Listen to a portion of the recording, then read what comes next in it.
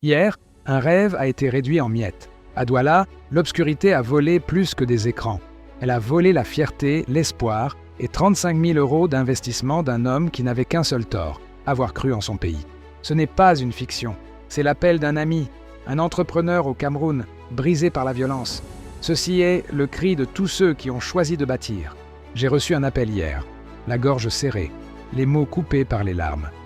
Au téléphone, c'était mon ami, un jeune entrepreneur qui avait choisi la voie la plus courageuse, celle de construire plutôt que se plaindre. Son call center à Douala a été pillé, arraché, détruit, 35 000 € d'investissement, des écrans volés, des câbles sectionnés, du matériel disparu, même celui qu'il ne possédait pas, 1 an de travail, un rêve de famille, réduit à des ruines en une seule nuit. Il n'était même pas encore à 3% du remboursement de son crédit. Il s'apprêtait à rentrer en décembre, fier de ce qu'il avait semé. Aujourd'hui, il rentre en urgence, brisé, pour compter les dommages. Et hier, une question terrible a germé dans son cœur. Une question que tous les entrepreneurs actifs se posent. Est-il encore raisonnable d'aimer un pays qui nous laisse seuls quand tout s'effondre?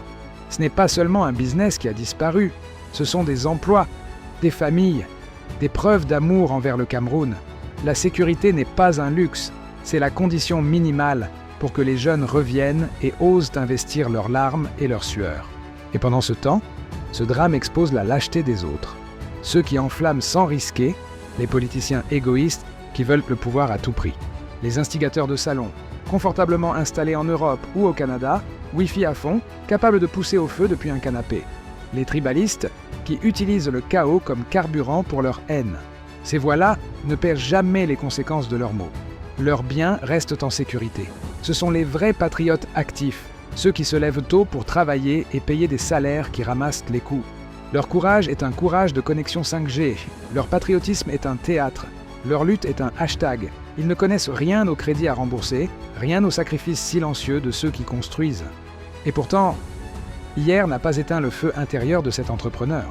Il souffre, oui, mais il n'abandonne pas sa terre, parce qu'il sait que l'histoire retiendra ceci. Ce sont les bâtisseurs qui font naître les nations.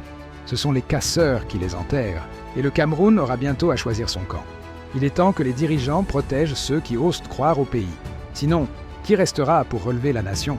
Laissez vos messages de soutien et vos réactions en commentaire.